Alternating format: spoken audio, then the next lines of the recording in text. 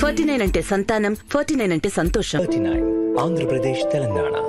గత 2 నెలలుగా ప్రభుత్వానికి సంబంధించినటువంటి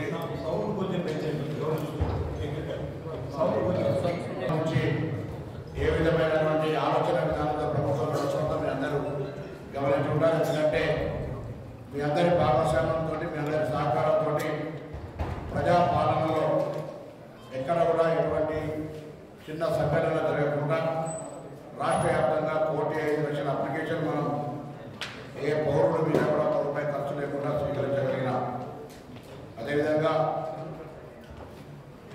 మిగతా అనేక అంశాలకు సంబంధించి కూడా ప్రభుత్వం ఒక ప్రజాస్వామికంగా ఎంతసేపు మేము చెప్పిందే కాకుండా మీ దగ్గర నుంచి కూడా అభిప్రాయాలు తీసుకొని పరిపాలన జోడెత్తుల్లాగా అధికారులు ప్రజాప్రతినిధులు కలిసి గ్రామాల్లో ప్రజాస్వామ్యంగా నడపాలనేటువంటిది ప్రభుత్వం యొక్క లక్ష్యం. కాబట్టి ఈ అంశానికి సంబంధించి అందరూ సహకరించాల్సిన కోరుతూ, ముందుగా అన్నిటికంటే ముఖ్యమైనటువంటి రాబోయే వేసవిలో త్రాగునీటికి ఎటువంటి సమస్య ఉండదు అనేటువంటి ప్రభుత్వ లక్ష్యం. కాబట్టి మిషన్ భగీరథ కానీ, గ్రిడ్ కానీ, ఆర్డబ్ల్యూఎస్, దానికి సంబంధించి పంచాయతీరాజ్ వ్యవస్థలన్నీ కలుపుకొని ఉన్నటువంటి దాని లోపల సిరిసిల్ల జిల్లాలో ఉన్నటువంటి జీపీస్ ఎన్ని, అందులో ఉన్నటువంటి హ్యాబిటేషన్స్ ఎన్ని, హ్యాబిటేషన్స్ వల్ల సోర్స్ పరంగా ఇబ్బంది ఉందా,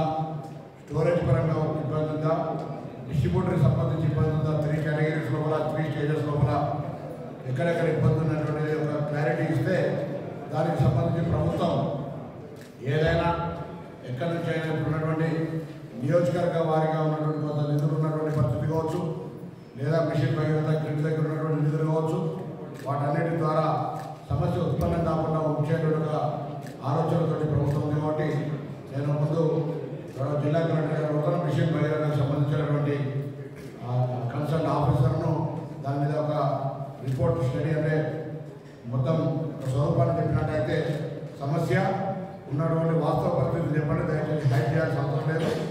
ఫ్యాక్ట్స్ మీద వెళ్ళిపోతే పొద్దున భూగర్భ జలాలు వర్షాపాతం తక్కువైంది, భూగర్భ జలాలు పడిపోయేటువంటి పరిస్థితులు ఇప్పటికీ అనేకమైన సంకేతాలు ఉన్నటువంటి పరిస్థితుల్లో ఎండాకాలంలో ఒక్క సిరిసిల్ల జిల్లా మొత్తం మీద ఒక్క నీటి ఎత్తులు లేకుండా ఉండేట్టుగా చర్యలు తీసుకోవాలని ఏంటి మీ ప్రతిపాదన అనేది చెప్పనుకుంటున్నాం.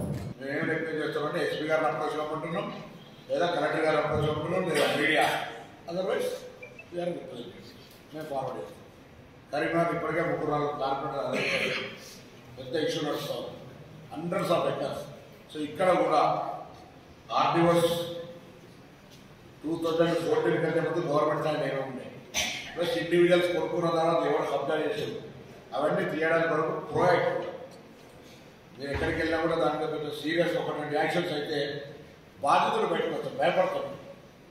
బాధితుడు నేను పోతే నాకు న్యాయం జరుగుతలేదనే ఫీలింగ్ ఉన్నాడు, అది పోవడానికి మీరు కూడా ఒక ప్రెస్ కాన్ఫరెన్స్ ఆర్గనైజ్ చేసి ఏదైనా ఇష్యూ అయినప్పుడు వాళ్ళు ఎంత పెద్ద politician including Ponna Prabhakar land grab please take action. So దాని మీద మీరు రాకపోతే అందుకే రమ్మని చెప్పాం. ఇది మేజర్ ఇష్యూ. మిగతా drinking water, otherwise revenue issues and development progress, Panchayat Raj, different fisheries, water departments అదే వాటితో పెద్ద కన్సర్న్ కాదు. This is a very important government issue.